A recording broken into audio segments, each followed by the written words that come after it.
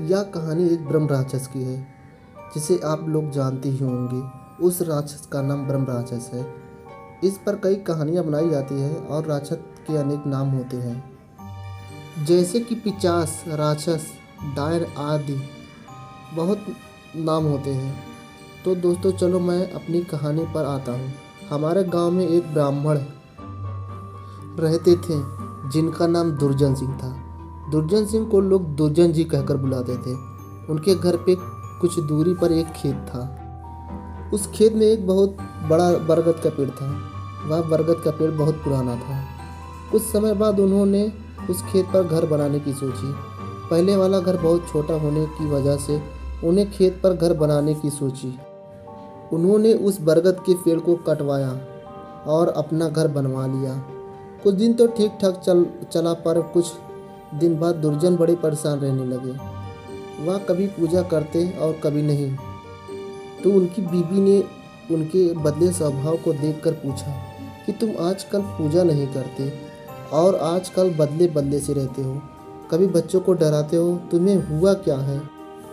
दुर्जन के चेहरे पे मुस्कान आई और वह कहने लगे, मेरे घर तो तोड़कर अपना घर तो बना लिया और इसे क्या पूजा करने के लिए कह रही हो?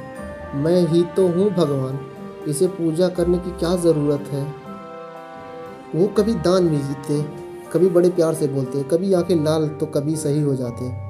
उनकी बीवी को शक हो गया कि ज़रूर इन पर कोई साया है, और तो ऐसे बातें नहीं करते जैसे इनके अंदर कोई दो लोग बोल रहे हो। तब उनकी बीवी ने उन्हें बैठाकर हनुमान चालीसा पढ़ने लगी।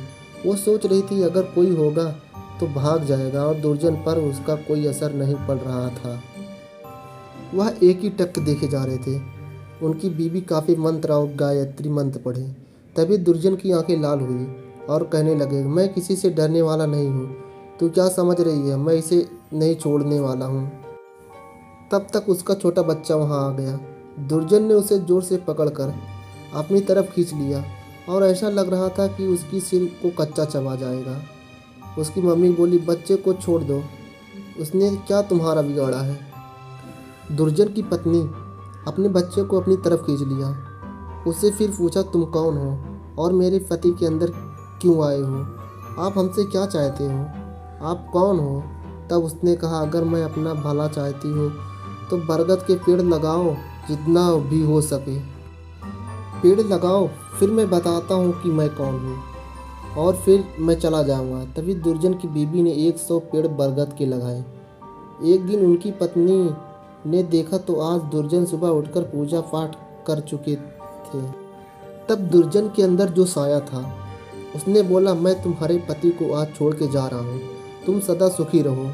आचार विचार बहुत अच्छे हैं, मैं ब्रह्म राक्षस हूँ, वैसे मैं किसी को छोड़ता नहीं और ना ही किसी को डराता हूँ। तुम्हारे पति ने मेरे बरगद को काट दिया था, जिस पर मैं हजारों साल से रहा करता था।